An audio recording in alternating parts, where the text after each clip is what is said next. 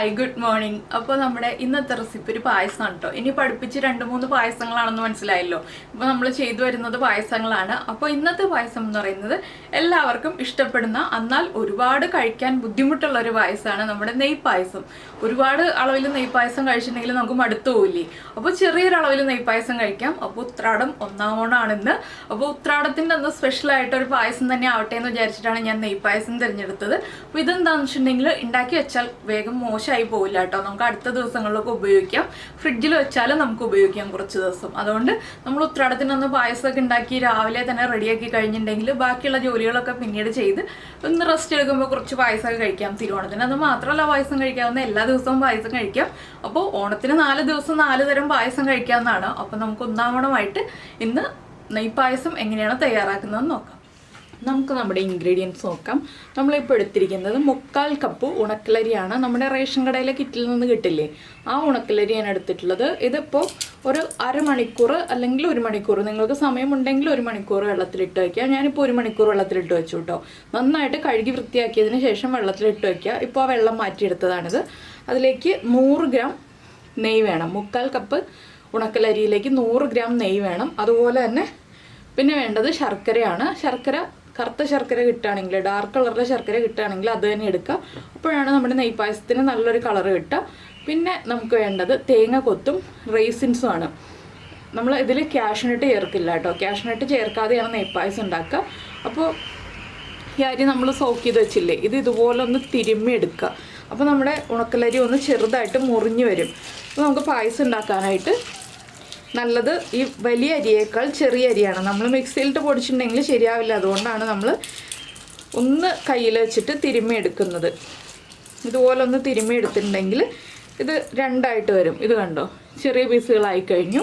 ഇതുപോലെ ഒന്നെല്ലാം ആക്കിയെടുക്കാം. വല്ലാതെ പൊടിഞ്ഞു പോകുന്ന രീതിയിൽ വേണ്ട, പക്ഷെ നമ്മുടെ അരി ഒന്ന് ചെറുതായി കിട്ടണം. ഇനി നമ്മൾ ഈ അരി കഴുകില്ല കേട്ടോ. നമ്മൾ കഴുകിയൊക്കെ എടുത്തിരിക്കുന്നതാണ്. അതുകൊണ്ടാണ് ഞാൻ പറഞ്ഞത് കഴുകി കഴിഞ്ഞിട്ട് സോക്ക് ചെയ്തിട്ട് വയ്ക്കുക എന്നുള്ളത്. അപ്പോൾ നമ്മുടെ അരിയൊക്കെ ചെറുതായിട്ട് മുറിഞ്ഞു വന്നിട്ടുണ്ട്. പിന്നെ കുറച്ച് വലുതൊക്കെ ഉണ്ടായിക്കോട്ടെ, കുഴപ്പമൊന്നുമില്ല. ഇത് കുക്കറിൽ ഉണ്ടാക്കരുത്. കുക്കറിൽ ഉണ്ടാക്കിയാൽ പെർഫെക്റ്റ് ആവില്ല. ഉരുളിയിൽ തന്നെ ഉണ്ടാക്കിയാലാണ് ഏറ്റവും പെർഫെക്റ്റ് ആവുക. അപ്പോൾ നമുക്ക് ആദ്യം നെയ്യിൽ അരി ഒന്ന് വഴറ്റിയെടുക്കാം. അപ്പോൾ നമ്മൾ ഒരു 2 ടേബിൾ സ്പൂൺ നെയ്യ് ഒഴിച്ചിട്ടുണ്ട്.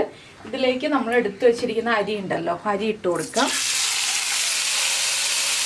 ഇനി അരി ഒന്ന് ചെറുതായിട്ടൊന്ന് വഴറ്റിയെടുക്കാം.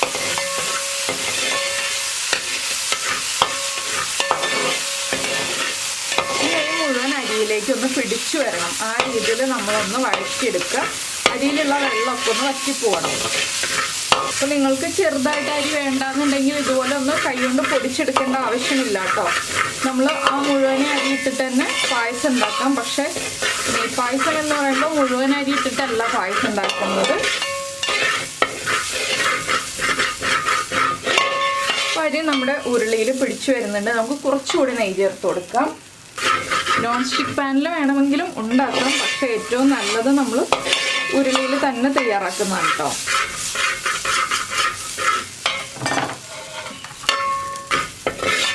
അപ്പം ഞാനിതിലേക്ക് 1 ടീസ്പൂണും കൂടി നെയ്യ് ഒഴിച്ചു കൊടുക്കാൻ പോവാണ്. ഇത് നമുക്ക് വീണ്ടും ഒന്ന് ഇളക്കിയെടുക്കാം.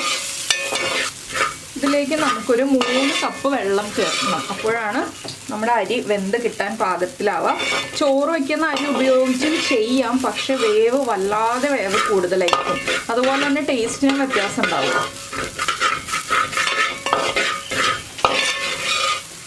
അപ്പോൾ നമ്മുടെ അരിയിലേക്ക് നെയ്യൊക്കെ ഒന്ന് പിടിച്ച് വന്നിട്ടുണ്ട്. ഇനി നമുക്കിതിലേക്ക് വെള്ളം ചേർക്കാം. ഞാനിപ്പോൾ ഒരു 3 കപ്പ് വെള്ളമാണ് ചേർക്കാൻ പോകുന്നത്. അപ്പോൾ ഞാനൊരു 3 കപ്പ് വെള്ളം എടുത്തിട്ടുണ്ട്. ഇത് നമുക്കിതിലേക്ക് ഒഴിച്ചു കൊടുക്കാം. ഈ 3 കപ്പ് വെള്ളത്തിൽ കിടന്നിട്ട് നമ്മുടെ അരി ഒന്ന് കുക്കായി വരണം. നന്നായിട്ട് കുക്കാവണം കേട്ടോ.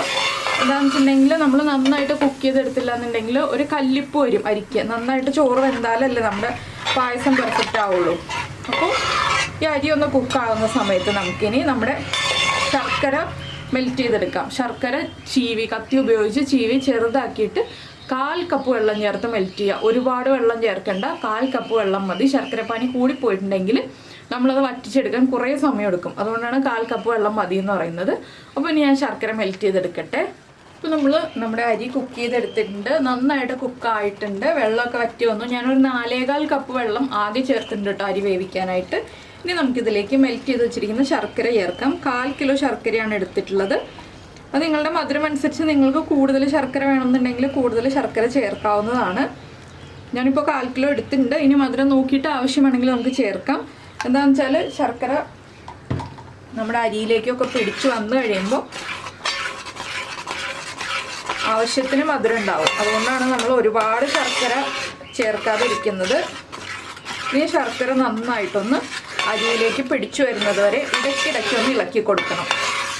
ഈ ഒരു സമയത്താണ് നമ്മൾ ആദ്യത്തെ 1 ടേബിൾ സ്പൂൺ അല്ലെങ്കിൽ 1.5 ടേബിൾ സ്പൂൺ നെയ്യ് ചേർത്ത് കൊടുക്കുക. നമ്മൾ കുറച്ചായിട്ട് നെയ്യ് ചേർത്ത് കൊടുക്കണം. ഇനി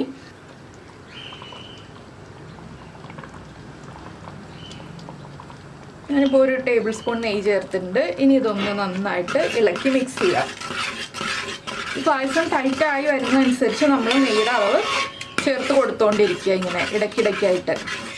അപ്പോൾ നമ്മുടെ പായസം ഒന്ന് കുറുകി വന്നിട്ടുണ്ട്. ഞാനപ്പോൾ ഒരു 100 ഗ്രാം ശർക്കരയും കൂടെ മെൽറ്റ് ചെയ്ത് ഇതിലേക്ക് ചേർത്തു കേട്ടോ. 1/4 കപ്പ് വെള്ളത്തിൽ 100 ഗ്രാം ശർക്കരയും കൂടെ മെൽറ്റ് ചെയ്ത് ചേർത്തു. അപ്പോൾ മൊത്തം 350 ഗ്രാം ശർക്കര ചേർത്തിട്ടുണ്ട്. വീണ്ടും നമ്മൾ നെയ്യ് ചേർത്ത് കൊടുക്കുകയാണ്. നെയ്യ് ചേർത്തിട്ട് വീണ്ടും ഇതുപോലെ ഇളക്കി കൊടുക്കുക. ഇതെങ്ങനെയാണ് കൺസിസ്റ്റൻസി എന്ന് വെച്ചിട്ടുണ്ടെങ്കിൽ ഇപ്പോൾ ഇങ്ങനെ വീഴല്ലേ, ഇത് മുറിഞ്ഞ് വീഴുന്ന പാകത്തിലാവുന്നതാണ് നമ്മുടെ നെയ്പായസത്തിൻ്റെ കൺസിസ്റ്റൻസി. അതുവരെ നമ്മൾ ഇളക്കി കൊടുത്തുകൊണ്ടിരിക്കുക. ടൈറ്റായി വരുമ്പോൾ നെയ്യ് ചേർത്ത് കൊടുക്കുക. പിന്നെ ഏലക്കപ്പൊടിയൊക്കെ അടുപ്പിച്ച് വയ്ക്കുക. അപ്പോൾ ഞാൻ വീണ്ടും ശർക്കര ചേർത്തപ്പോഴാണ് ഈ ഒരു കളറായി കിട്ടിയത്. ഇത് നമുക്കിനി വീണ്ടും ഇളക്കിക്കൊണ്ടിരിക്കാം. അപ്പോൾ നമ്മുടെ നെയ്പായസം ഇത് കണ്ടോ, മുറിഞ്ഞ് വീഴുന്നൊരു പാകമായിട്ടുണ്ട്. ഇതാണ് നമ്മുടെ നെയ്പായസത്തിൻ്റെ കൺസിസ്റ്റൻസി. ഇതുപോലെ മുറിഞ്ഞ് വീഴണം. കണ്ടോ, ഇങ്ങനെ വീഴുന്നതാണ് പാകം. അപ്പോൾ ഞാൻ ഒരു 100 ഗ്രാമോളം നെയ്യ് ചേർത്തു. ഇനി ഫ്ലെയിം ഓഫ് ചെയ്യാണ്. ഇതിലേക്ക് നമ്മുടെ ഏലക്കാപ്പൊടി ഒരു 1/2 ടീസ്പൂൺ മതി, അത് ചേർത്ത് കൊടുക്കുകയാണ്. ഏലക്കാപ്പൊടിയും കൂടി ചേർത്തിട്ട് ഒന്നുകൂടി ഒന്ന് മിക്സ് ചെയ്യാം. ഇനി നമുക്കിതിലേക്ക് നമ്മുടെ തേങ്ങ കൊത്തും ഉണക്കമുന്തിരിയും വറുത്ത് ചേർക്കാം. അതും നെയ്യിൽ തന്നെയാണ് ചെയ്യേണ്ടത്. നെയ് പായസം എന്ന് പറയുമ്പോൾ എല്ലാവർക്കും അറിയാമല്ലോ, നെയ്യുടെ ഫ്ലേവറാണ് മെയിനായിട്ട് വേണ്ടത്. അപ്പോൾ ഇനി നമുക്ക് അത് വറുക്കാനുള്ള കാര്യങ്ങൾ നോക്കാം. ഇപ്പോൾ നമ്മൾ വേറെ പാൻ വെച്ചിട്ടുണ്ട് നമ്മുടെ തേങ്ങക്കൊത്തൊക്കെ ഫ്രൈ ചെയ്യാനായിട്ട്. അപ്പോൾ തേങ്ങക്കൊത്ത് നമ്മൾ ഉണ്ണിയപ്പത്തിൽ കട്ട് ചെയ്യുന്നതിനേക്കാൾ കുറച്ചുകൂടി വലിയതായിട്ടാണ് കേട്ടോ കട്ട് ചെയ്തിട്ടുള്ളത്. ഈ ഒരു വലിപ്പത്തിലാണ് കട്ട് ചെയ്തെടുത്തിട്ടുള്ളത്. നമ്മൾ ഉണ്ണിയപ്പത്തിലൊക്കെ ചെയ്യുമ്പോൾ കുറച്ചുകൂടി ചെറുതായിട്ടാണ് കട്ട് ചെയ്യുക. ഇനി നമുക്കിത് നെയ്യിലേക്ക് ചേർക്കാം. ഇനി തേങ്ങക്കൊത്തിൻ്റെ കളറൊന്ന് മാറി വരുന്നത് വരെ നമുക്ക് ഇളക്കി കൊടുക്കാം. വല്ലാതെ ഡാർക്ക് ബ്രൗൺ ആവണ്ട, എങ്കിലും ഒന്ന് തേങ്ങക്കൊത്തിൻ്റെ ആ ഒരു പച്ച ടേസ്റ്റ് ഉണ്ടല്ലോ, അത് മാറി വരുന്നത് വരെ ഇളക്കി കൊടുക്കണം. നിങ്ങളുടെ കയ്യിൽ ബ്ലാക്ക് മുന്തിരി ഇല്ലാന്നുണ്ടെങ്കിൽ മറ്റേ മുന്തിരി ചേർത്ത് കൊടുക്കാം. ബ്ലാക്ക് മുന്തിരി ചേർക്കുകയാണ് ടേസ്റ്റ് കൂടുതലുണ്ടാവുക, കാണാനും ഭംഗിയും ഉണ്ടാവുക നമ്മുടെ ഈ ഒരു പായസത്തിൽ. അപ്പോൾ എല്ലാവർക്കും നെയ് പായസത്തിൻ്റെ റെസിപ്പി ഇഷ്ടമായിട്ടുണ്ടാവുമെന്ന് വിചാരിക്കുന്നു. ഒരുപാട് ഇൻഗ്രീഡിയൻസ് ഒന്നും വേണ്ട, കുറച്ച് സമയം ഇളക്കിക്കൊണ്ടിരിക്കണം എന്നുള്ള ഒരു ബുദ്ധിമുട്ട് മാത്രമേ നമുക്ക് ഈ പായസത്തിലുള്ളൂ. അതിപ്പോൾ പലരും മാറി ഇളക്കുകയാണ്. ഓണത്തിനൊക്കെ എല്ലാവരും വീട്ടിലുണ്ടാവില്ല. അപ്പോൾ എല്ലാവരും ഒരു 2-3 പേരൊക്കെ ഒന്ന് മാറി ഇളക്കുകയാണെന്നുണ്ടെങ്കിൽ വേഗം തന്നെ നമ്മുടെ പായസം റെഡി ആയിക്കോളും. അപ്പോൾ നമ്മുടെ തേങ്ങക്കൊത്തൊക്കെ ചെറുതായിട്ട് കളർ ചേഞ്ച് ആയി തുടങ്ങുന്നുണ്ട്. നമുക്കിതിലേക്ക് നമ്മുടെ ഉണക്കമുന്തിരി ചേർത്ത് കൊടുക്കാം. ഇനി ഇതും കൂടെ ചേർത്തിട്ട് ഒന്ന് ഉണക്കമുന്തിരി വീർത്ത് വരുന്നത് വരെ നമുക്ക് ഇളക്കി കൊടുക്കാം. പിന്നെ നമ്മുടെ ചാനൽ ആദ്യമായിട്ട് കാണുകയാണ്, നമ്മുടെ വീഡിയോ പ്രസൻറ്റ് ചെയ്യുന്ന രീതിയൊക്കെ ഇഷ്ടമായി എന്നുണ്ടെങ്കിൽ നമ്മുടെ ചാനലൊന്ന് സബ്സ്ക്രൈബ് ചെയ്ത് സപ്പോർട്ട് ചെയ്യണേ. സബ്സ്ക്രൈബ് ചെയ്യുന്നതിന് ഈ വീഡിയോയുടെ താഴെയുള്ള റെഡ് സബ്സ്ക്രൈബ് ബട്ടൺ ഒന്ന് ക്ലിക്ക് ചെയ്യുക. എൻ്റെ റൈറ്റ് സൈഡിലുള്ള ബെല്ലൈക്കണം ക്ലിക്ക് ചെയ്യുക. അപ്പോൾ ഓളെന്ന് പറഞ്ഞിട്ടൊരു ഓപ്ഷൻ വരും. ആ ഓളും കൂടി പ്രസ് ചെയ്തിട്ടുണ്ടെങ്കിൽ ഞാൻ എപ്പോഴും വീഡിയോ അപ്ലോഡ് ചെയ്യുമ്പോൾ നിങ്ങൾക്ക് നോട്ടിഫിക്കേഷൻ വരും. അപ്പോൾ പായസം റെസിപ്പീസ് ഇതുകൊണ്ട് തീർന്നില്ല കേട്ടോ. ഇനി നമ്മുടെ അടുത്ത ഓണം മീൻസ് ഉത്രാടം കഴിഞ്ഞ് തിരുവോണത്തിൻ്റെ അന്ന് നമുക്ക് റെസിപ്പികളൊന്നുമില്ല. എല്ലാവരും ഓണസദ്യ ഉണ്ടാക്കി ഉണ്ണാനുള്ള തിരക്കിലൊക്കെ ആയിരിക്കുമല്ലോ. അത് കഴിഞ്ഞിട്ട് അവിട്ടത്തിനും ചതയത്തിനും ഒക്കെ നമുക്ക് റെസിപ്പികളുണ്ട്. അപ്പോൾ നിങ്ങളെല്ലാവരും വെയിറ്റ് ചെയ്തിരിക്കുക, ഞാൻ ആ റെസിപ്പികളൊക്കെ ആയിട്ട് വരാം. അപ്പോൾ നമുക്ക് റൈസിൻസും തേങ്ങാക്കൊത്തും നമ്മുടെ പായസത്തിലേക്ക് ചേർത്ത് കൊടുക്കാം. അപ്പോൾ ഞാൻ ചേർക്കാണ്. ഈ നെയ്യും കൂടി ചേർക്കണം കേട്ടോ. നമ്മൾ നെയ്യിൽ ആണ് പായസം ഉണ്ടാക്കിയതെങ്കിലും ബാക്കിയുള്ള നെയ്യും കൂടി ഒന്ന് ചേർത്തേക്കണം. കുറച്ച് ഞാനൊന്ന് ഗാർണിഷ് ചെയ്യാൻ വേണ്ടി വയ്ക്കുന്നുണ്ട്. ഇനി ഇതൊന്ന് ഇളക്കി മിക്സ് ചെയ്യാം.